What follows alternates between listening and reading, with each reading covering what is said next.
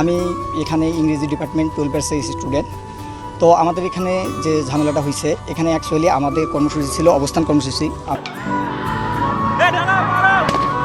আমি এখানে ইংরেজি ডিপার্টমেন্ট 12 ইয়ার্সের স্টুডেন্ট। তো আমাদের এখানে যে ঝামেলাটা হয়েছে, এখানে অ্যাকচুয়ালি আমাদের কর্মসূচি ছিল অবস্থান কর্মসূচি। আমাদের উদ্দেশ্য ছিল আমরা মডার্নে গিয়ে অবস্থান করব। কিন্তু আমাদের যে এখানে ছাত্র সংগঠন আছে, তারা আমাদের আগেতেই জানিয়ে দিয়েছিল যে অবস্থান, ছাত্রলীগ ছিল এখানে। তো ওরা আমাদের জানিয়ে দিছে যে এখানে হচ্ছে আপনাদের অবস্থান কর্মসূচি করা যাবে না, আপনারা হচ্ছে পদযাত্রা করেন। আমরা সেটাতে একমত হয়ে আমরা এখানে পদযাত্রা করার জন্য ইচ্ছুক ছিলাম। কিন্তু তার পরবর্তীতে আমাদের আরও ফোর্স করে আমাদের যে সবার সাথে কথা ছিল আমরা হচ্ছে পদযাত্রা করে চলে আসব। কিন্তু আমাদের যখন ক্যাম্পাসের গেটে যখন চলে গেছে, তখন ছাত্রলীগ সহ বাকি স্যাররা যারা আছে তারা আমাদের হচ্ছে বাধা প্রদান করছে। স্যাররা অ্যাকচুয়ালি যখন সামনে আছে, তখন পিছন থেকে এবং তাদের যারা তৃতীয় পক্ষ ছিল তারা স্যারের উপর আক্রমণ করে সেই দায় আমাদের সাধারণ শিক্ষার্থীদের উপর চাপানোর চেষ্টা করছে।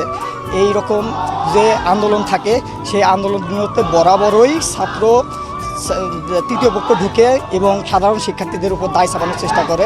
তাই আমি আপনাদেরকে নিশ্চিত করতেছি যে এখানে না, এখানে আমাকে ছাত্রলীগের সভাপতি আমাকে চর থাপ্পড়ে মারছে। এখানে উনি আমাকে নিজে স্টিল আমাকে থাপ্পড় মারছে। এখানে কথা হচ্ছিল আমাদের এখানে গত 9 দিন ধরে এখানে আমরা অনুষ্ঠান করতে সমাবেশ করতেছি। এখানে কোনো প্রকার আমাদের সাধারণ শিক্ষার্থী বিশৃঙ্খলা করে নাই, কিন্তু ওনারা আসার কারণেই এই বিশৃঙ্খলা হয়েছে। এই দায়ভার সাধারণ শিক্ষার্থীদের না।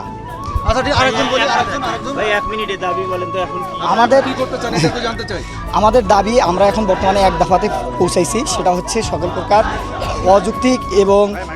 অযৌক্তিক কোটাগুলো, বৈষম্যমূলক কোটাগুলোকে দূর করে প্রথম থেকে চতুর্থ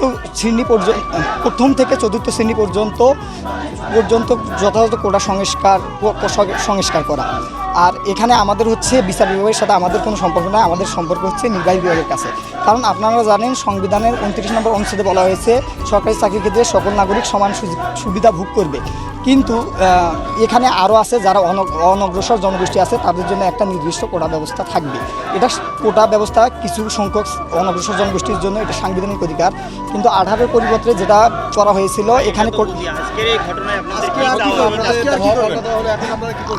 এখানে আমরা সাধারণ শিক্ষার্থীরা আমরা এখানে শঙ্কিত আছি। তো আমরা চাচ্ছি, সাধারণ শিক্ষার্থীরা চাচ্ছি যাতে আমাদের এই ব্যাপারে আমাদের পরবর্তীতে কোনো সমস্যা না হয়। কারণ এখানে যে সমস্যাটি হয়েছিল, সেই সমস্যাটি আমরা সাধারণ শিক্ষার্থী দায়ী না। এখানে তৃতীয় পক্ষ ঢোকার কারণে, তারা বাধা দেওয়ার কারণে এই পরিস্থিতি হয়েছিল। সুতরাং আমরা আশঙ্কা প্রকাশ করতেছি। সুতরাং আমাদের আশঙ্কায় সারা বাংলাদেশের শিক্ষার্থীরা একমত প্রকাশ করবে বলে আমি আশা পোষণ করতেছি। কারণ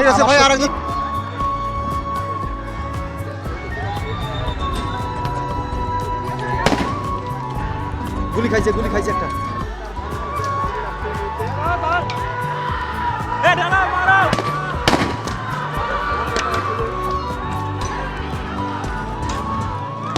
আল্লাহ